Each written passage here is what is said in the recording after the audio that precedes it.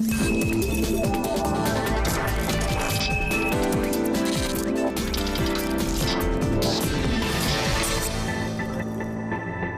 to the Keiser Report. I'm Max Keiser.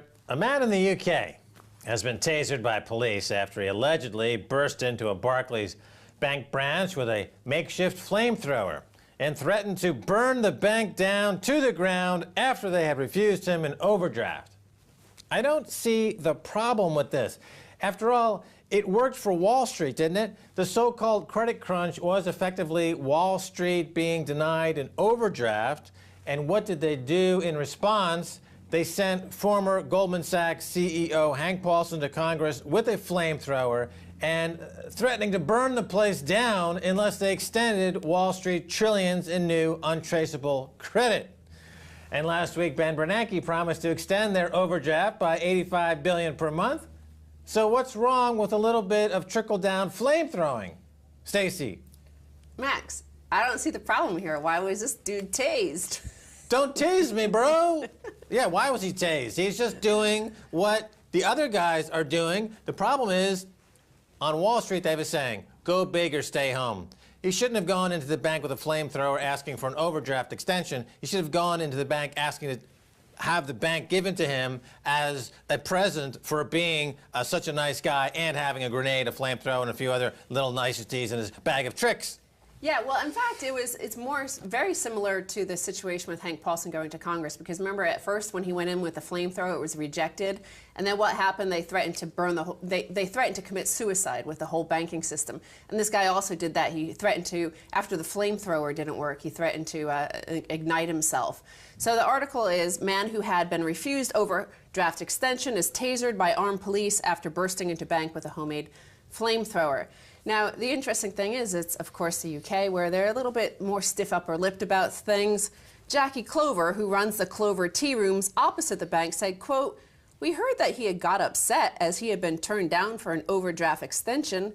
Maybe he was someone in business who had got to the end of his tether." Right. Well, I mean, the point is well made here, that what the crisis was all about in 2008, it was not about a sudden change in business prospects. It wasn't a once-in-a-100-year flood event that nobody saw coming. It was a bunch of banks who got themselves in over the head, who needed their overdraft extended.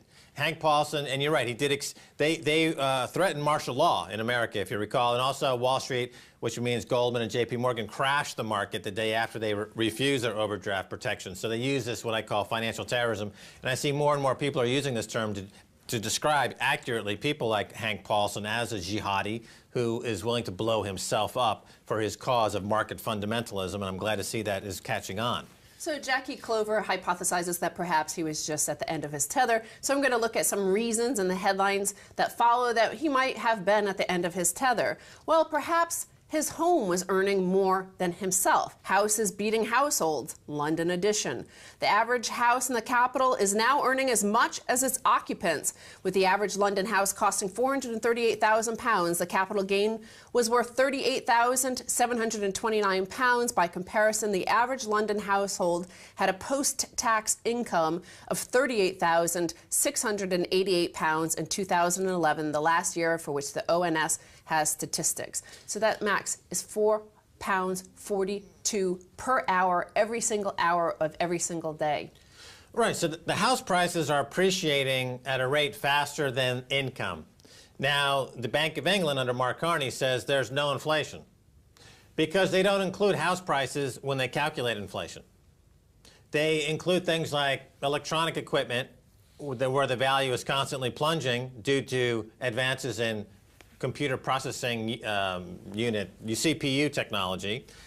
They include slave-made labor clothes under Primark, that's sold by Primark, but they don't, which are all going down in price due to the fact that the people who are direct beneficiaries of quantitative easing are using those bailouts, those credit card extensions, to buy factories in Bangladesh, to buy slaves, to then re-export into the UK slave-made goods, which people are then buying at a cheaper price. They say that's deflation. Meanwhile, however, the wages are not catching up with the house price, and they don't include that in the inflation statistics. So net-net, The average person in the UK is experiencing extraordinary inflation, but the government pretends it's not there. And if they pretend it's not there, then they say it doesn't exist.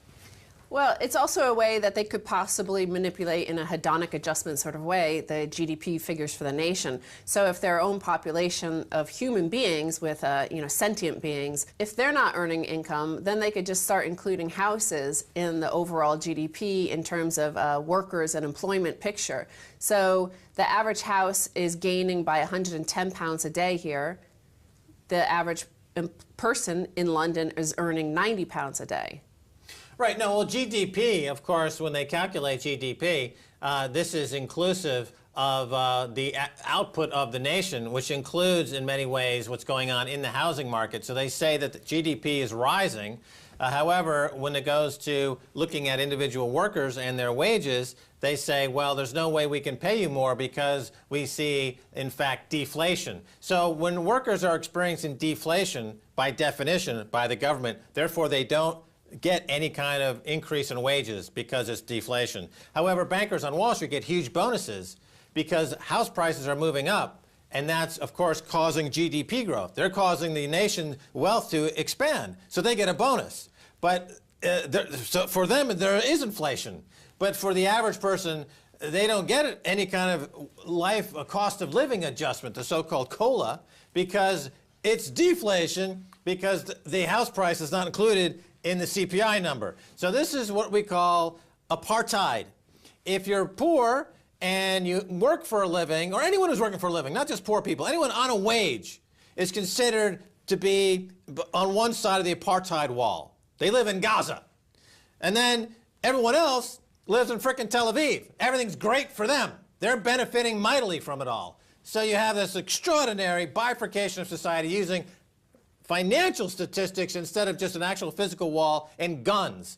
So this is the innovation of the 21st century is financial apartheid. Now, in terms of whether or not this is a bubble, of course, we know that George Osborne has this Help to Buy scheme and all sorts of other government subsidies for house prices, particularly here in London. But they also provide a chart in this article of how many in London expect house prices to rise over the coming 12 months.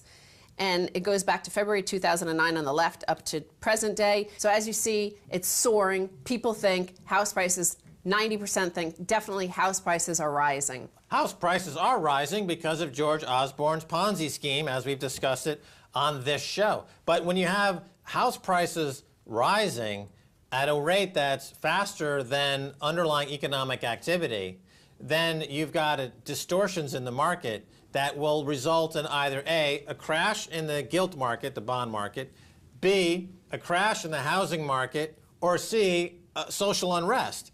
So, but when the social unrest comes, if nothing is done to address these excesses in the jihadists in the City of London to curtail their suicide debt, then I rue the day that when there's a million people rise up with torches and pitchforks and go into the City of London and start doing what needs to be done to restore balance. I just rue the day when BBC has a headline saying, "Nobody saw it coming. It was a surprise. Who could have predicted this?" No, you freaking idiots. It's baked into the cake. Just look around you. There's a financial wave of terrorism all over the city, and you're part of it because you don't even report on it. Well, so back to Mr. Flamethrower. Maybe he was despondent because his house is earning more than he is. Or maybe after all, because he was over 60, perhaps after working all of those years and saving all that money, he's despondent by this next headline. Billions of dollars wasted on investment advice. Pension funds and other large investors are throwing away billions of dollars a year on worthless advice from investment consultants, according to academic research. So they looked at all of the research and what all the consultants like Mercer were recommending to pension funds, and over 80% of pension funds use these so-called consultants. And what they found on an equal weighted basis, U.S. equity funds recommended by consultants underperformed other funds by 1.1% a year between 1999 and 2001, according to analysis of 29 consultancies accounting for more than 90% of the market. Now, if you have a low IQ, there's two jobs that are suitable for you. One is to be a cop, because you want people to just take orders. You want order takers, and cops and soldiers, et cetera, fit that category. It just happens to be true. Now, the other job you can get if you have a low IQ or you're borderline imbecilic is a pension fund manager. And that's by design, because they want these idiots to buy the stupidest frickin' investments they possibly can. And as your headline points out, tens of billions of dollars is wasted annually. Look at Robert Citrone, famously from the pension fund of Orange County, California. The man had the intelligence just barely above that of a bag of hammers. And that he's put in charge of billions of dollars, and of course he blew it all on some stupid, ridiculous ideas that he was involved in. But that's systemic. It's all over, endemic throughout the industry. Finally, here Mr. Flamethrower was, of course, tasered and bundled away in the back of a police van. Well, here's this final headline, Max. Slump in FBI white-collar crime prosecutions. I'll just show you the chart. And this is from 1993 to 2013. The blue area is under Clinton. Those are the number of prosecutions of white-collar crime. Orange, Bush 2, that's, as you see, a drop from the Clinton era. And then green, the Obama era, yet another further decline. So despite the flame-throwing, despite the banks across the world being burned to the ground, pension funds being burned to the ground, there are fewer and fewer prosecutions. Right. It's financial apartheid. If you're white-collar, then all is fair and good. You can commit any frickin' financial crime you want and suffer no penalty. In fact, matter of fact, get a huge bonus. If you're not white collar, then of course you live on the other side of the apartheid wall. You pay Wonga 5,000% to borrow money. You get prosecuted for every nickel that you don't account for in some way according to some invasive NSA spy program, and you're thrown in jail and become part of the prison industrial complex. All right, Stacy Herbert, thanks so much for being on the Keiser Report. Thank you, Max. Don't go away. Much more coming your way.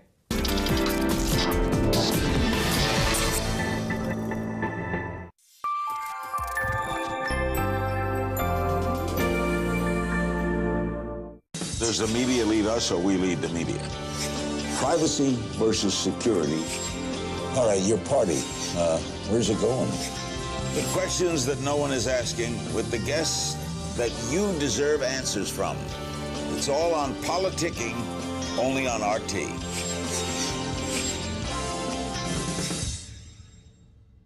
For over 7 years, we have detained hundreds of people at Guantanamo. We're cleaning up something that is quite simply a mess. The place with no way out.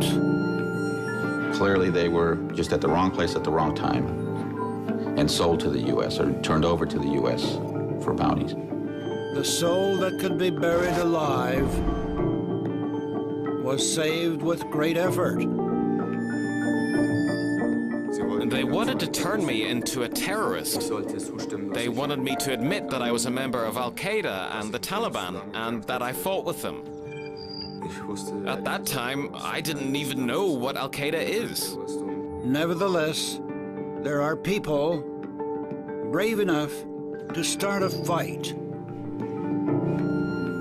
If something's going to be done, it's going to have to be done by me, and it's going to have a short amount of time to do it. But it's going to impact me. I'd be prosecuted, but it's going to impact my wife, my daughter.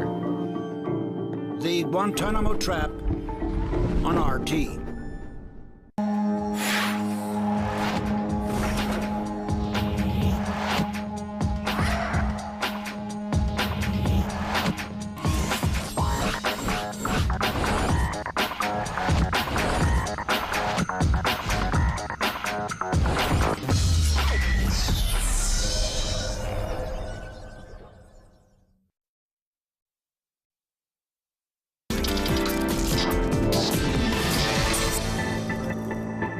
Welcome back to the Keiser Report. I'm Max Keiser. Time now to turn to Mitch Firestein, author of this instant classic, Planet Ponzi. Makes a great Christmas gift.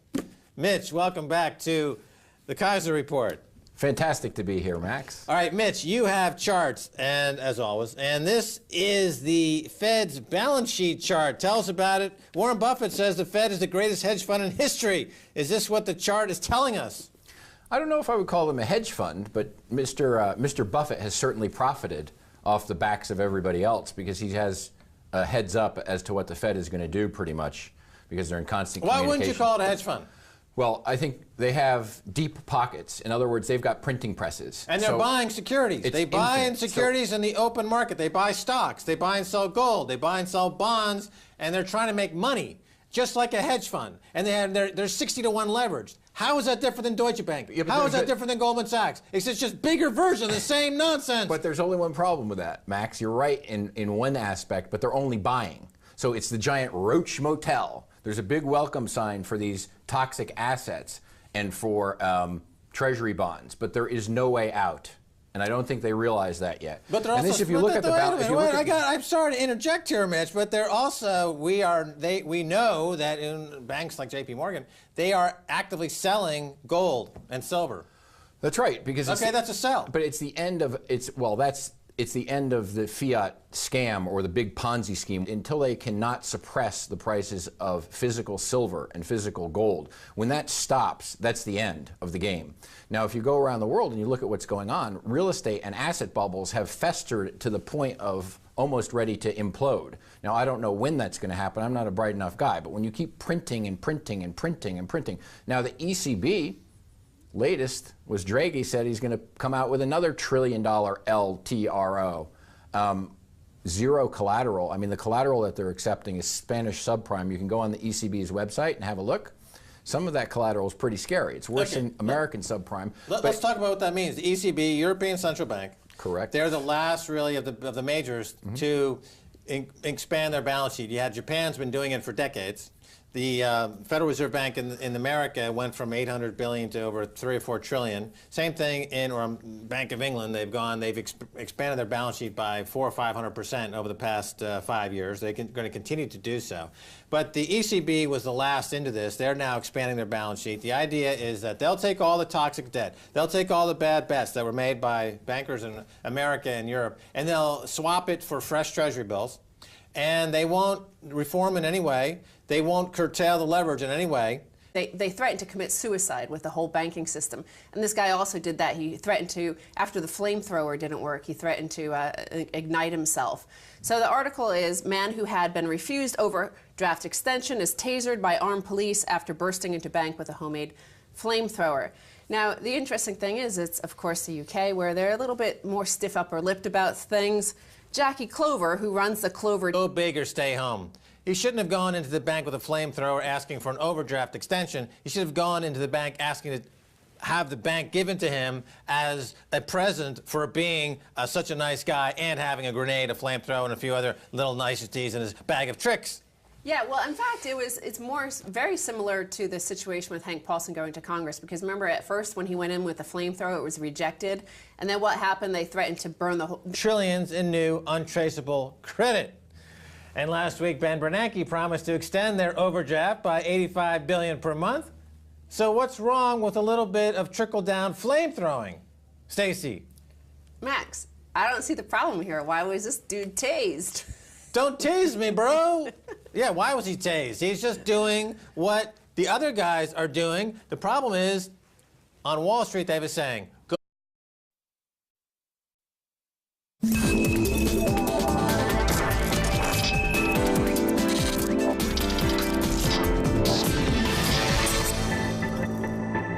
Welcome to the Keiser Report. I'm Max Keiser. A man in the UK has been tasered by police after he allegedly burst into a Barclays bank branch with a makeshift flamethrower and threatened to burn the bank down to the ground after they had refused him an overdraft. I don't see the problem with this. After all, it worked for Wall Street, didn't it? The so-called credit crunch was effectively Wall Street being denied an overdraft. And what did they do in response? They sent former Goldman Sachs CEO Hank Paulson to Congress with a flamethrower and threatening to burn the place down unless they extended Wall Street